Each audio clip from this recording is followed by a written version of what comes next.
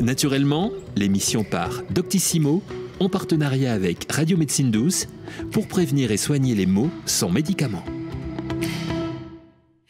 Bonsoir à tous et merci d'être avec nous sur Radio Médecine Douce pour ce tout nouveau numéro de 2021 de votre magazine Naturellement, en collaboration avec Doctissimo, que j'ai le plaisir d'animer avec Agatine, chef de la rubrique Médecine Douce. Bonjour Agathe. Bonjour Kenza. Belle année à toi.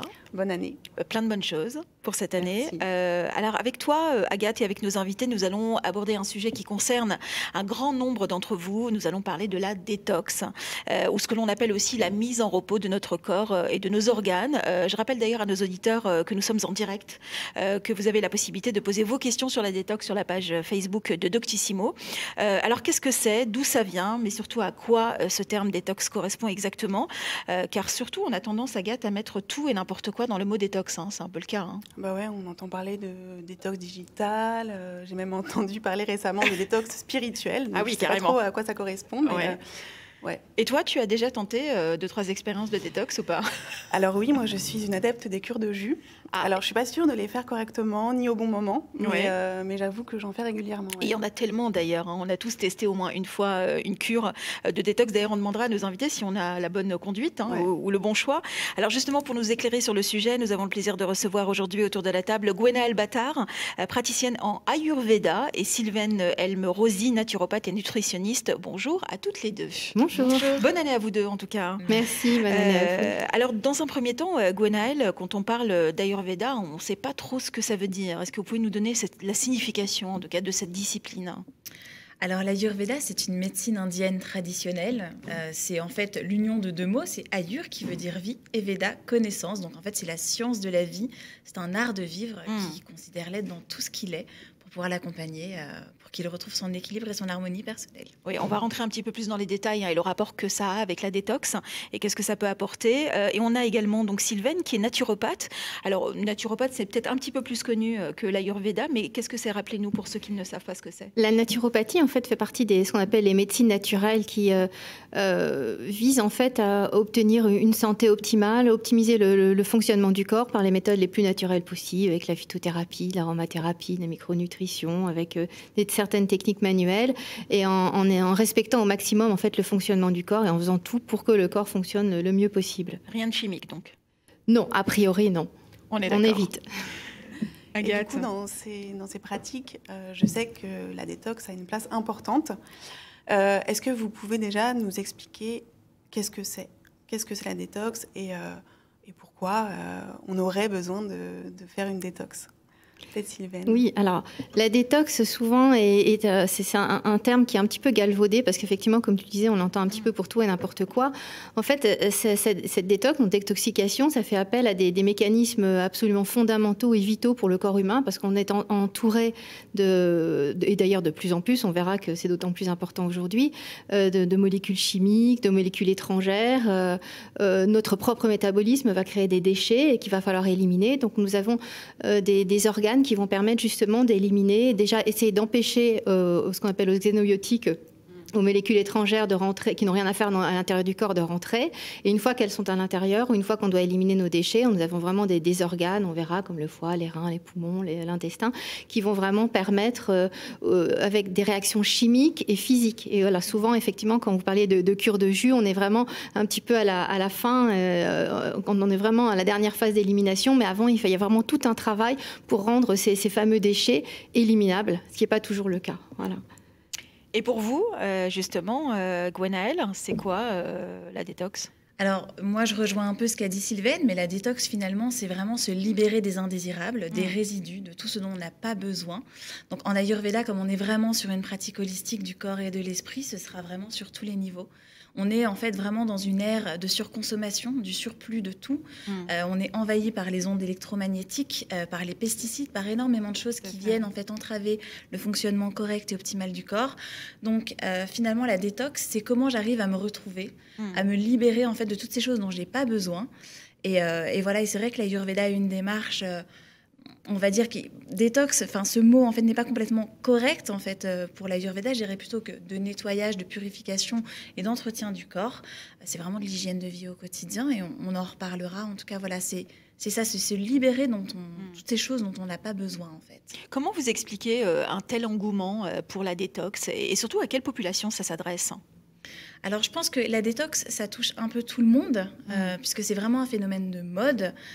Moi, j'essaie de voir le côté positif de cette détox en me disant que justement, il y a peut-être une meilleure reconnexion au corps et que peut-être que les gens justement se rendent compte que ils sont envahis de plein de choses, qu'il y a vraiment ce surplus de choses dont ils n'ont pas besoin et qu'ils sont dans une démarche en fait d'écologie intérieure. De reconnexion à soi et de libération. Voilà, peut-être plutôt dans une démarche de libération personnelle pour pouvoir se reconnecter à leur essence pure et au vrai bon fonctionnement naturel de l'organisme. Et Sylvaine, vous, qu'est-ce que vous en pensez? Oui, en fait, c'est exactement ça. Quand on parle de détox, il faut aller vraiment en amont et regarder un petit peu tout ce qui va permettre au corps de fonctionner correctement, c'est-à-dire optimiser la qualité du sommeil, avoir une activité physique adéquate, manger correctement avant de commencer à prendre des compléments alimentaires, de faire des cures de jus. Il y a déjà tout ça qu'il faut optimiser et on verra à quel point c'est vraiment important. Et c'est vraiment fondamental parce que, comme tu le disais, Gwenaëlle, on est vraiment entouré d'énormément de molécules toxiques. Et également, nos pensées peuvent être également extrêmement toxiques. Et ça, c'est important de travailler également à ce niveau-là. Donc, on peut parler de détox mentale. Oui, en fait, moi, je crois qu'on est vraiment... on est aussi confronté à beaucoup de maladies de civilisation qui sont des maladies de l'excès. On parle beaucoup de diabète, de cholestérol, de choses comme ça. Et en effet, comment on arrive en fait à ce genre de troubles? Donc, il faut aussi se relier en fait à ce qui se passe à l'intérieur de soi. Et en effet, le mental et l'esprit, c'est fondamental. En Ayurveda, d'ailleurs, on dit toujours que les maux du corps sont le reflet en fait des maux de l'esprit. Oui. Donc, qu'est-ce qui va faire que j'ai une attitude compulsive, par exemple, avec la nourriture, avec le sucre, avec le gras? Qu'est-ce qui va faire en fait que je me maltraite au quotidien et que je vais aller consommer des choses qui ne sont pas bonnes pour moi? Qu'est-ce que j'ai besoin de remplir? On est un peu dans cette remplir l'air du vide. D'accord. Alors c'est vrai qu'en préparant l'émission, moi je pensais vraiment à la détox du corps, à la détox des organes. Et pour la détox du mental, en fait, quels sont les conseils que tu pourrais avoir, que tu pourrais donner en fait à nos auditeurs? Alors, dans une démarche ayurvédique, en tout cas, la détox mentale, c'est déjà en fait, se relier à son mental. Déjà en fait, observer ses pensées. Ça va être toutes les pratiques yogiques. Donc, ça va être faire du yoga, bouger, en fait, se reconnecter au corps, se reconnecter à soi, essayer de ressentir ce qui se passe à l'intérieur. Où est-ce que j'ai des douleurs? Où est-ce que j'ai des gênes? Qu'est-ce qui me pousse, en fait, à faire des choses qui sont néfastes pour moi? Il y aura aussi la respiration. Peut-être qu'on rentrera peut-être un peu plus dans le détail plus tard, mais en tout cas, les exercices de respiration, c'est aussi simple que ça. Enfin, je veux dire, nous sommes des êtres qui respirons, on respire. Mais aujourd'hui, en fait, on a tous des respirations hautes, courtes. On ne sait plus faire ça, alors que c'est déjà en fait l'outil de détox le plus puissant qu'on a à notre portée et le plus simple. Donc, des choses comme ça, c'est déjà fondamental. Mais après, il y a aussi le soin du corps, des petits rituels au quotidien. Il y a beaucoup de choses en fait. L'hygiène de vie, c'est très vaste. On a aussi beaucoup entendu parler récemment avec toutes les informations qui nous sont arrivées, avec la crise sanitaire qui est arrivée. On a beaucoup parlé aussi de détox de l'information, de détox de tout ce qui est, en tout cas, tout ce qui nous happe au quotidien. Oui, la détox digitale. La détox digitale, est-ce que ça, c'est quelque chose aussi qui fait partie justement de la pensée positive et de cette façon aussi de penser autrement et de ne pas forcément se focaliser toujours sur les mêmes axes?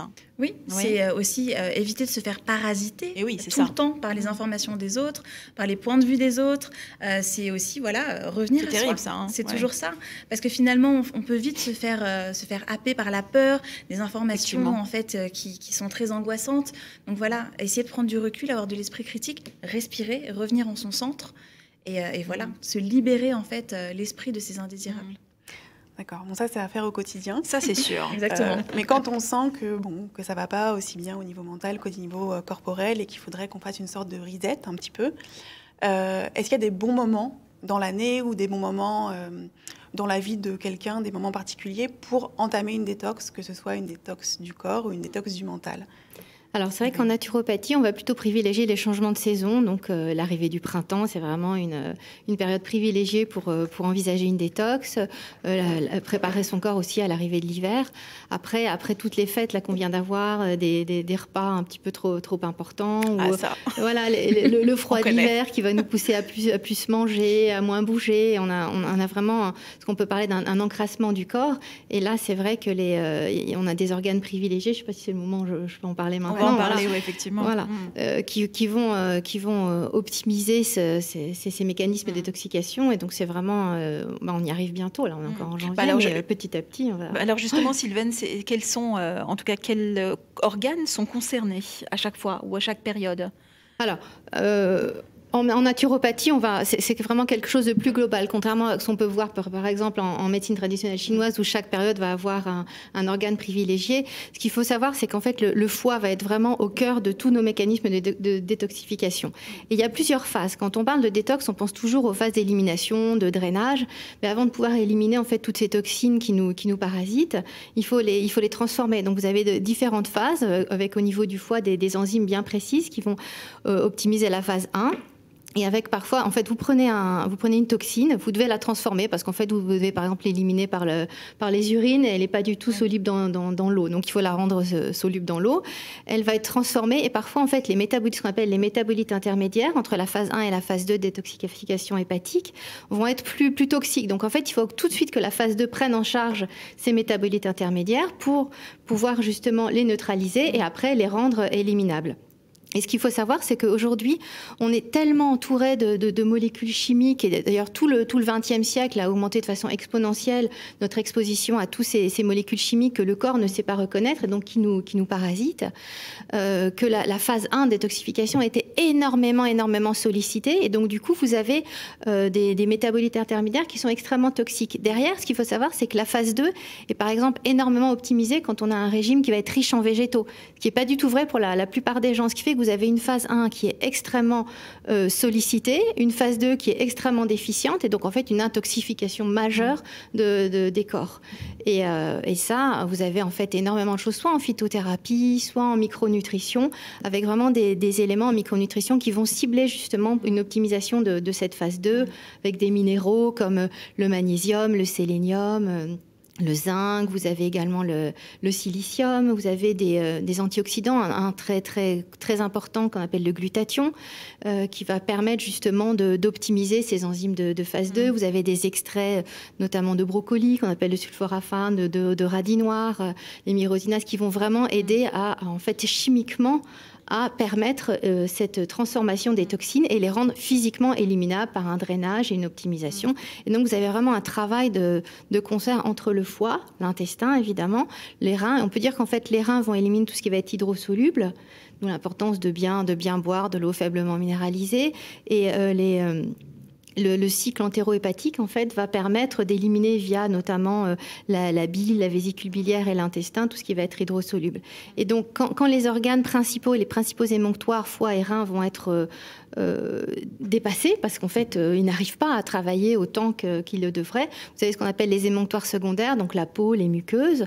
Donc la peau, on voit très bien, parfois on peut avoir le teint brouillé, la peau, des boutons. Surtout l'hiver, non ? Exactement. Ou même les muqueuses intestinales, mais les muqueuses aussi respiratoires, avec, vous savez, tous ces espèces de toux persistants, des glaires qu'on n'arrive pas, ou des mucosités qui coulent dans le fond de la gorge. Voilà, tout ça, en fait, ce sont vraiment des signes d'intoxication et qui doivent être prises en charge. Et et donc, il y a vraiment pas mal de choses à faire derrière. Donc, c'est une prise en charge globale, c'est-à-dire qu'on voit souvent des compléments alimentaires pour le foie, par exemple.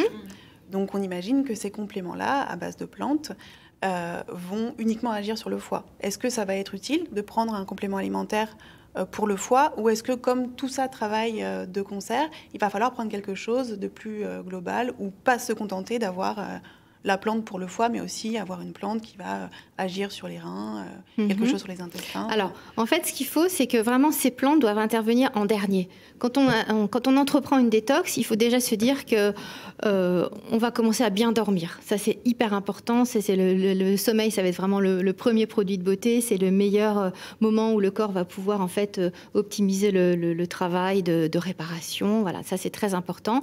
L'activité physique avec le souffle, comme Gwenaëlle disait, c'est très très important de respirer correctement. Il y a des techniques de respiration et notamment la cohérence cardiaque qui va être extrêmement importante justement pour avoir une respiration ventrale qui va permettre de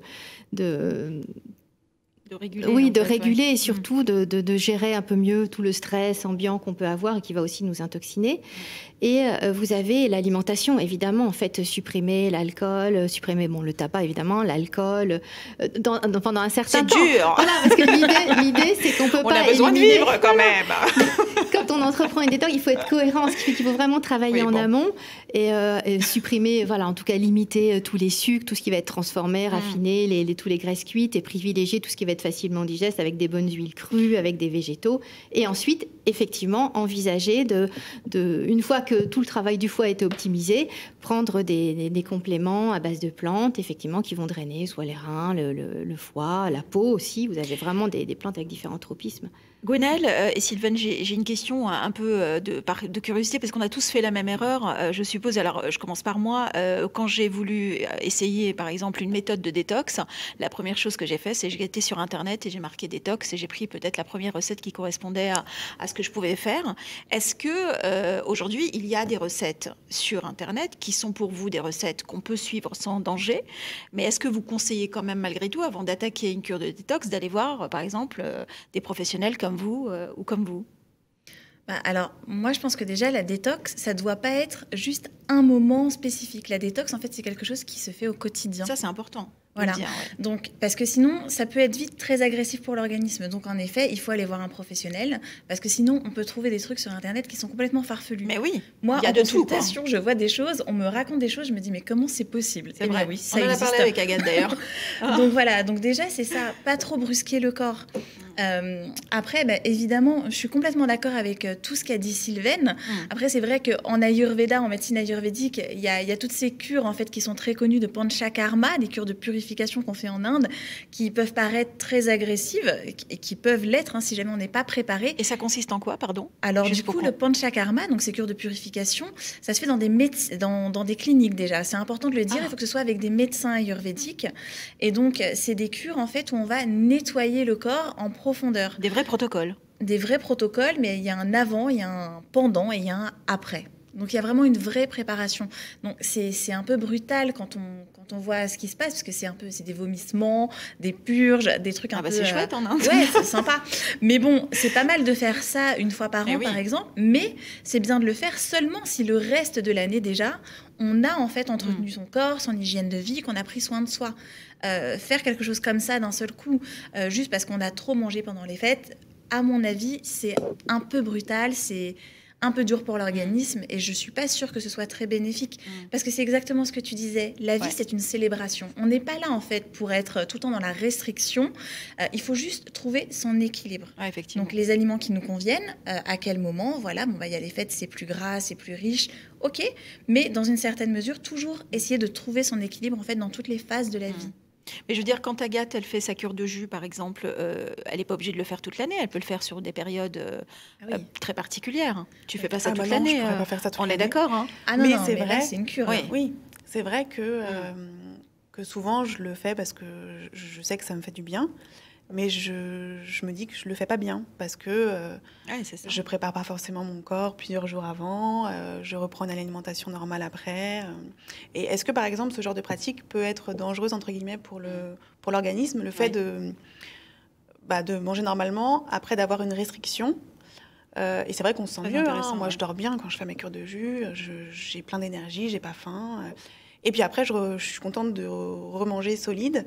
Et est-ce que est-ce que c'est bien ou pas? Alors, pour une personne en bonne santé, le dommage n'est pas très important. Après, c'est vrai que tout ça, toutes ces cures, en fait, ça se prépare. Effectivement, il faut une descente alimentaire, supprimer les protéines d'abord, dans un premier temps. Vraiment, le faire sur quelques jours, comme on peut préparer un jeûne. Hein, par exemple, c'est vraiment un petit peu la même chose. Donc, on supprime d'abord les protéines. Le jour suivant, on va supprimer tous les féculents. Puis, on va plus avoir que des légumes. Et puis après, on va passer au jus. Et même chose, de nouveau, il faut sur quelques jours recommencer à réintroduire petit à petit pour éviter effectivement que ce soit un stress pour le corps, parce qu'en fait, finalement, on risque juste de perdre tout le bénéfice qu'on a pu gagner en faisant ces cures. Et c'est pareil pour les monodiètes, pour les jeûnes. Là, effectivement, il y a aussi des contre-indications. Hein. Je veux dire, tout le monde ne peut pas faire ce genre de choses. Il faut quand même avoir une certaine vitalité. Des gens soit dénutris, soit vraiment qui ont une fonte musculaire importante ou qui vont être très malades. Donc, il faut vraiment faire attention. Ou des gens qui prennent des médicaments aussi, des diabétiques, des hypertendus. Quand on fait une diminution comme ça de l'alimentation, il peut y avoir après des surdosages au niveau des médicaments, donc il faut faire attention. Évidemment, quand on est enceinte, il n'est pas question de faire du tout ce genre de choses. Hein. On met en danger son bébé. Non, mais voilà, c'est ça. L'idée, c'est en fait de le faire avant d'être enceinte, ça, il n'y a rien de tel. Oui. Mais pendant, non. Et puis, voilà, donc effectivement, il faut faire attention à certaines choses. Il y a des gens qui ont des grosses pathologies, et il faut faire attention. Souvent, il faut mieux être accompagné par un médecin pour certaines choses. Et quel regard vous portez, les filles, sur ces groupes qui se regroupent, en tout cas pour une semaine de jeûne complet sans manger quoi que ce soit, mis à part un jus de légumes au début et un jus de tomate à la fin. Voilà, ça c'est dangereux. Font de la rando, oui, c'est ça. Et qui font de la rando, je ne sais pas comment ils font. Alors on les voit tous malades, complètement recroquevillés sur leur... Et au bout de 4 jours, ils sautent de joie, ils ont une belle peau, ils sont bien. Vous en pensez quoi ? Alors là, je rebondis juste sur ce qu'a dit Sylvaine par rapport aux contre-indications. Je suis assez d'accord, mais il y a aussi en fait nous en Ayurveda, on considère que les personnes âgées de plus de 80 ans, c'est pas super en fait qu'elles fassent trop de jeûne ou de choses comme ça. Il faut faire attention. Les enfants aussi de moins de 7 ans, et on fait pas non plus de cure, de purification, de nettoyage, tout ça pendant les règles. Les règles sont déjà un nettoyage intérieur pour la femme. En Ayurveda, on peut jeûner, on peut faire du jeûne hydrique. On n'est pas du tout sur des cures de jus. Ça, c'est pas vraiment la vision de l'Ayurveda. On est plutôt sur des monodiètes, et on est plutôt sur des monodiètes une fois par semaine, par exemple, un jour par semaine. Ou alors, si on fait un jeûne, ce sera 3 à 7 jours, grand maximum, mais ça dépend 7, vraiment... c'est beaucoup, faut y aller. Hein. C'est beaucoup, et ça dépend de la constitution de la personne. 7 jours, ça peut être qu'une personne, justement, qui a une très forte vitalité, qui a une constitution, en fait, très solide. Ce ne sera pas du tout des personnes très aériennes, tout ça, c'est pas possible, en fait. Donc c'est important en effet de consulter quelqu'un. On ne fait pas un jeûne comme ça, un jeûne ou une monodiète, ça doit être adapté aussi à qui l'on est, et aussi à son fonctionnement intérieur et à son feu digestif. En Ayurveda, la digestion, la capacité personnelle de digestion, c'est fondamental. C'est ça qui fait en fait qu'on arrive à nettoyer tous les indésirables et qu'on permet un fonctionnement optimal du corps et de l'esprit toute la vie. Donc il faut d'abord en fait regarder ça, et en fonction de ça en fait on adapte. D'accord. Les détracteurs de la détox ont tendance à dire que c'est n'importe quoi de faire des cures détox, ou même de parler de détox, parce que justement, avec ces organes dont tu parlais tout à l'heure, Sylvaine, ces organes-là sont là pour nettoyer le corps, et font très bien leur travail. Et en fait, les cures de détox, quelle que soit la façon dont on les fait, ça aurait surtout pour effet de provoquer des carences, voire des troubles du comportement alimentaire. Et en fait, on n'aurait pas besoin de faire de détox. Alors, dans le meilleur des mondes, effectivement, le corps est très bien fait. Il a des capacités de régénération, de détoxication qui sont absolument fantastiques. Sauf que, comme on le disait tout à l'heure, on a tellement de molécules. Je veux dire, en un siècle, on a changé notre environnement d'une façon qui est absolument pas compatible avec notre génome. On n'a pas du tout évolué de cette façon-là. À l'échelle de l'humanité, c'est absolument impossible. Ce qui fait qu'en fait, tous les mécanismes qui ont été prévus justement par notre génome sont complètement mis à mal. Alors, pas pour tout le monde. Il y a des gens qui continuent à vivre d'une façon le plus bénéfique possible, mais il n'empêche qu'il y a quand même ce qu'on appelle les xénobiotiques qui sont extrêmement toxiques pour le corps. Donc oui, après, l'idée, c'est de pas non plus d'être orthoécrectique, de faire, comme tu disais, Gwenaëlle, c'est vrai, c'est aussi une hygiène de vie quotidienne, c'est faire du sport tous les jours, enfin en tout cas avoir une activité physique tous les jours, c'est respirer correctement, c'est dormir, c'est essayer de manger aussi le mieux possible. Ça, évidemment, on fait des écarts, évidemment, mais c'est normal, ça c'est la vie. C'est partie de la vie. Mais d'une manière générale, quand on prend bien soin de son corps, la détox est quand même très optimisée. Et effectivement, moins on prend soin du corps, plus on en a besoin. Et les mécanismes ne sont pas du tout évidents hein, si on n'y prend pas garde. Pour rebondir sur le jeûne, ce qu'il faut savoir, c'est qu'on a aussi des mécanismes qui sont assez fantastiques de réparation et notamment d'autophagie. C'est-à-dire que toutes nos cellules sont douées d'une capacité, ce qu'on appelle l'autophagie, c'est-à-dire qu'elles sont capables de cibler soit des protéines usées, des organites usés, et en fait de les décomposer au sein même de la cellule dans des organites qu'on appelle soit des protéasomes, voilà, et soit des phagosomes, et puis avec les lysosomes de les recycler. Donc ça, c'est absolument dingue. Et c'est une capacité qui va être vraiment optimisée lors d'un jeûne. Et il y a énormément de processus de réparation, de processus de guérison au niveau cellulaire qui peuvent être justement optimisés grâce au jeûne. Après. Comment savoir, du coup, si on peut se lancer dans un jeûne ? Ça, c'est indispensable déjà de consulter soit un médecin. Enfin, à la limite, si tout va bien, si on est en bonne santé, on n'est pas forcément obligé de passer par un médecin. Pour une première fois, il est très important de faire un jeûne très court. C'est-à-dire essayer peut-être sur 24, 48 heures. Et puis plus tard, mais il faut vraiment être encadré. On ne fait pas ça tout seul. Et ce qui est très intéressant, c'est ce qu'on appelle les jeûnes intermittents. Ah oui. Voilà, les jeûnes intermittents, c'est-à-dire qu'on se dit qu'on va manger juste sur un laps de temps de 8 heures et que pendant les 16 heures suivantes, on va mettre notre corps au repos. Et donc ça peut être très facilement fait, par exemple, en sautant le petit déjeuner. Voilà, ça peut être parfois difficile parce que des gens vont se dire « Oh là là, mais je vais avoir une hypoglycémie ». Et curieusement, en sautant le petit déjeuner, finalement, la petite hypoglycémie de 10 heures, on ne va pas forcément l'avoir. Je confirme, je suis adepte de ça. Voilà, et donc ça peut être vraiment très intéressant et sans avoir de restrictions caloriques. Et on a comparé, il y a vraiment des études qui ont été faites sur des régimes avec restrictions caloriques. Et cette pratique, soit régulière, soit de temps en temps, 1 ou 2 fois dans la semaine, de jeûne intermittent, en gardant le même apport, évidemment, avec une alimentation correcte. Et sur le long terme, c'était bien plus bénéfique. Les quelques kilos en trop qu'on pouvait perdre, vraiment, on ne les reprenait pas. Il n'y avait pas de phénomène de yo-yo. Donc ça peut être ça vraiment très, très intéressant. Il faut toujours faire attention si on a des médicaments à prendre. Effectivement, voilà, le matin... Alors, mais du coup, pour le jeûne intermittent, si on se lance dedans, il faut le faire tout le temps, toute sa vie ? Pas forcément. Sur une période donnée ? Non, ça peut être soit sur une période donnée, soit par exemple 2 fois dans la semaine, soit certains en fait s'en accommodent très bien et sont très très bien comme ça et donc vont le faire tout le temps. Après, ça dépend vraiment aussi. Il n'y a pas de généralité parce qu'il y a des gens qui vont vraiment avoir besoin de manger le matin ou des gens qui vont dîner tôt, par exemple, parce qu'on parle du petit déjeuner. Mais ça peut être aussi en fait sauter le dîner pour des gens finalement qui ont vraiment besoin d'avoir un bon petit déjeuner, qui préfèrent ça, parce que ça peut être aussi un plaisir de manger le matin. Donc il faut aussi se caler sur les envies qu'on peut avoir et sur notre propre métabolisme. Mais non, ça c'est vraiment au cas par cas. Donc il faut vraiment personnaliser. Donc il faut se méfier de tout ce qui est extrême finalement quand on vous écoute. C'est sûr, oui, bien sûr, évidemment. Ça, parce que c'est ça, le jeûne, quand il est bien fait, c'est bénéfique. C'est bon pour cette capacité digestive dont je parlais tout à l'heure, le feu digestif. Ça permet en fait justement de régénérer plein de choses dans l'organisme. Ça permet aussi une meilleure clarté mentale, ça permet une meilleure circulation énergétique dans tout le corps, une meilleure force vitale. Mais il faut savoir le faire. Donc c'est toujours en fait trouver son équilibre, son harmonie. Et donc quand on ne sait pas, le mieux c'est de consulter. Et puis évidemment, quand on souffre de certaines maladies, le jeûne ou la détox est déconseillé, on est bien d'accord. Hein. Oui, ça c'est sûr. Agathe ? Est-ce que vous pouvez nous donner des conseils ? Oui, parce que nous, on va noter en fait, c'est pas ça. On va prendre Agathe note. et moi, on est intéressés. Alors, qu'est-ce qu'on fait ?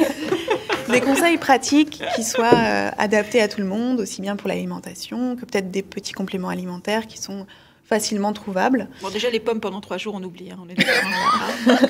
T'es d'accord, toi ? Je suis d'accord. Okay. Un truc un peu plus cool. Oui, quand même, un truc plus sympa. Peut-être quelque chose à mettre en place sur quelques jours, voilà, pour donner quelque chose de précis, un petit programme à suivre. Alors, il y a beaucoup de choses en Ayurveda. Bon, je reviens sur ce que je disais tout à l'heure. Déjà, les fondamentaux, l'hygiène de vie, donc la respiration, la méditation, le yoga. Toutes ces choses-là, c'est important de les mettre en place dans le quotidien. Même marcher, hein. Marcher, oui, évidemment. Dans la nature. La connexion avec la nature, ça c'est extraordinaire, un vrai nettoyage intérieur là. Parce qu'en fait, en Ayurveda, l'être humain est le reflet de l'univers. Hein. Donc, se connecter à la nature, c'est parfait. C'est se reconnecter à soi. Après, en termes d'alimentation, nous, ce qu'on aime bien en Ayurveda, en tout cas, c'est les monodiètes. Et donc, un jour par semaine ou peut-être 2 fois par mois, éventuellement. Vous pouvez faire en fait une journée où vous mangez la même chose. Hein. Du coup, ça peut être des pommes, un Kansas si tu veux, mais j'ai bien compris que non. Non, mais disons que si je peux varier, c'est mieux, quoi. Oui. Non, nous, il y a un truc qu'on fait beaucoup, c'est le khichari. Alors, c'est une recette, c'est une espèce de dal. C'est un dal en fait, c'est un mélange en fait du riz basmati avec des haricots mungo. Ah, c'est très bon ça. Ouais, oui, donc c'est des haricots de soja. Donc c'est assez nourrissant, mais finalement ça met en fait l'organisme au repos, étonnamment. Parce que c'est pas gras en fait, c'est totalement. C'est assez digeste, sauf que quand même, il faut quand même remettre les choses dans leur contexte. Nous sommes en Occident. L'Ayurveda est une médecine indienne. Tout le monde ne digère pas les haricots mungo. Hein. Ah oui. Donc, il faut aussi s'écouter. Voilà. Moi, c'est important pour moi, ça, de réadapter à chaque fois. Il faut s'écouter. On peut manger juste du riz. Non, mais genre une monodiète de saucisson pendant 3 jours, ça marche pas. Hein. Ah non, ça marche pas. Bah oui, parce qu'il faut le dire quand même. Hein. Non, un truc très simple. Très simple. Ce soir, elle va rentrer à faire, bon, allez, 3 jours de saucisson. Non. Dans du riz. Du riz, c'est très bien. Ou du quinoa. Des choses qui sont très digestes. Très bien, ça, quinoa, très bien. Voilà. Et donc ça, vous pouvez faire ça, par exemple. Après, boire des petites gorgées d'eau chaude. Nous, on ne boit pas froid en Ayurveda. L'eau chaude, en fait, ou tiède, ça permet aussi de bien nettoyer le corps. D'ailleurs, on nettoie mieux la vaisselle, par exemple, à l'eau chaude qu'à l'eau froide. Hein, c'est un exemple. Et puis, ça permet aussi, justement, d'entretenir, en fait, ce feu digestif. Il y a les tisanes, évidemment, de plantes, mais ça, c'est toujours en seconde intention, exactement comme le disait Sylvaine. Les plantes, en fait, ça passe toujours après l'alimentation. Mais je pourrais vous donner quelques plantes après, si vous voulez aussi. Mais il y a un truc, par contre, qui est important, c'est que les saveurs sont médicinales en Ayurveda et qu'elles ont un impact, en fait, aussi bien sur les tissus du corps, les organes, que sur le mental et les émotions. La saveur la plus nettoyante qu'on a en Ayurveda, c'est la saveur amère. Donc, la saveur amère, on la retrouve pas beaucoup dans l'alimentation européenne. Il y en a dans les endives, par exemple, les artichauts, mais là, c'est pas trop de saison. C'est important de manger de saison. Mais vous pouvez aussi, en fait, vous diriger vers des choses qui sont un peu astringentes, piquantes. Donc, tout ce qui est, par exemple, les légumes à feuilles vertes, les blettes, là, il y en a encore, la mâche, tous les choux aussi sont assez bénéfiques, et notamment pour le foie. D'accord. Tous les choux, si jamais vous les digérez bien.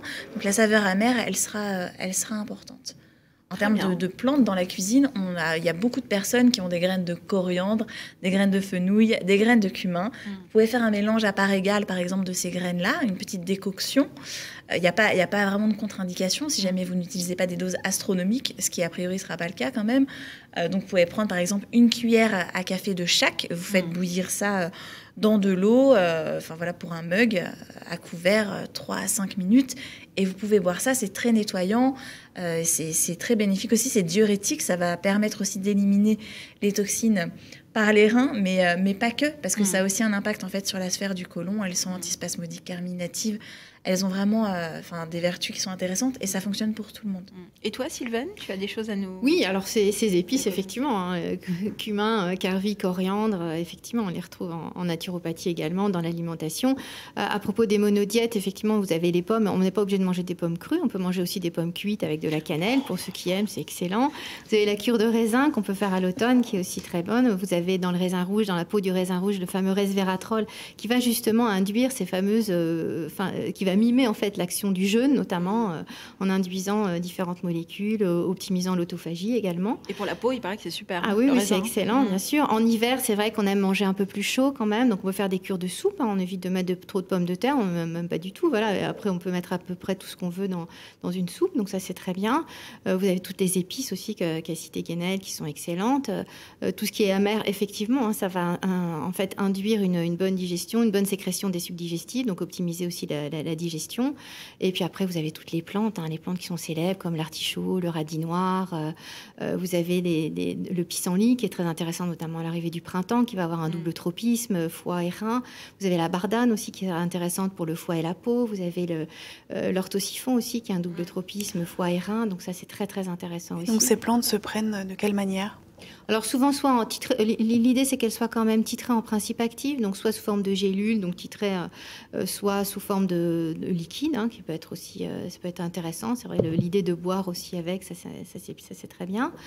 Vous avez aussi des restrictions aussi, il faut faire attention parce que certaines plantes vont avoir un effet un peu trop fort sur le foie, et notamment ce qu'on appelle la chasse biliaire, c'est-à-dire que le foie va synthétiser des acides biliaires qui vont être concentrés dans la vésicule biliaire, et au moment de la digestion, vous avez une contraction de la vésicule biliaire qui va chasser cette bile au niveau du duodénum pour justement optimiser la digestion. Les gens qui ont des calculs de la vésicule biliaire, et de la vésicule biliaire, doivent faire très attention parce qu'en fait, cette chasse biliaire peut effectivement chasser des cailloux qui pourraient se mettre au niveau de ce qu'on appelle le sphincter d'Oddi et bloquer soit le fonctionnement de l'écoulement de la bile ou même des sucs pancréatiques. Ça peut être vraiment très très grave. Donc il faut vraiment faire attention, il y a quand même des contre-indications, notamment pour tout ce qui est artichaut, radis noir. Vous avez certaines plantes comme le chrysanthellum qui est très bien, la fumeterre ou l'aubier du tilleul, qui peuvent être justement utilisées quand on a ce genre de problème. Gwenaëlle, si on veut essayer ou s'essayer à l'Ayurveda, est-ce que vous conseillez évidemment d'aller d'abord voir un professionnel, ou est-ce qu'on peut d'ores et déjà, en allant chercher des livres ou dans des ouvrages, commencer par en tout cas s'intéresser aux pratiques et en faire quelques-unes? Alors déjà, évidemment, si on doit s'intéresser à l'Ayurveda et qu'on veut commencer par un livre, je ne pourrais recommander que le mien. Mais c'était justement... elle rebondit bien quand même. Hein. Alors, quel est ton livre, Gwenaëlle? C'est l'Ayurveda Sourire, voilà. Quand la joie du cœur et la santé du corps, aux éditions Marie-Claire, qui est en livre papier ou audio sur Audible, pour ceux qui n'aiment pas lire. Donc, on peut commencer par ça, mais évidemment, l'Ayurveda, vous allez trouver tout et n'importe quoi sur Internet, c'est assez impressionnant. Donc, rien comme la ne détox, vaut... quoi. Ah oui, c'est ça. Non, rien ne vaut en fait une consultation avec un praticien qualifié qui a été vraiment formé à l'Ayurveda. Ça, c'est clair. Et c'est très complexe en fait puisque c'est du sur-mesure, donc c'est pas quelque chose qui s'improvise, vraiment pas. Agathe, qu'est-ce que tu en penses de tout ça, toi? Tu vas t'y mettre là ou... Je vais faire un peu plus attention quand je ferai mes cures de jus maintenant. Je vais les préparer avant et après. Et c'est vrai que je pense qu'effectivement, le mot de la fin, c'était il faut faire attention quand on fait une cure détox. Tout à fait. Et du bon sens. Voilà, ça peut tant qu'à faire, aller voir un spécialiste, que ce soit toi ou justement aussi d'autres spécialistes, ou même son médecin, hein, tout simplement, tout à fait. avant d'attaquer n'importe quelle cure de détox ou n'importe quelle cure tout court, en fait. Hein. On est d'accord? Tout à fait. Merci beaucoup, en tout cas, d'avoir été avec nous. Merci. Avec grand plaisir. Agathe, j'ai été ravie d'animer cette émission avec Moi toi. Merci à nos auditeurs qui nous ont suivis, ils sont toujours en direct. Alors, je ne sais pas s'il y a eu des questions, mais on essaiera d'y répondre peut-être un petit peu plus tard. Ouais. Merci de nous avoir suivis. On se retrouve très vite, je crois, Agathe, pour un autre pour une numéro. émission sur le sommeil. Ah, ça c'est bien. Ouais. J'y serai parce que moi, je suis très insomniaque, donc je pense que je vais avoir besoin de conseils. Comment réussir à dormir naturellement. Exactement. Merci beaucoup à Gwenaëlle Battard et Sylvaine Elmer-Rosy d'avoir été nos invités. Merci beaucoup. À très vite. Au revoir, merci. Merci à tous. Naturellement, l'émission par Doctissimo, en partenariat avec Radio Médecine Douce, pour prévenir et soigner les maux sans médicaments.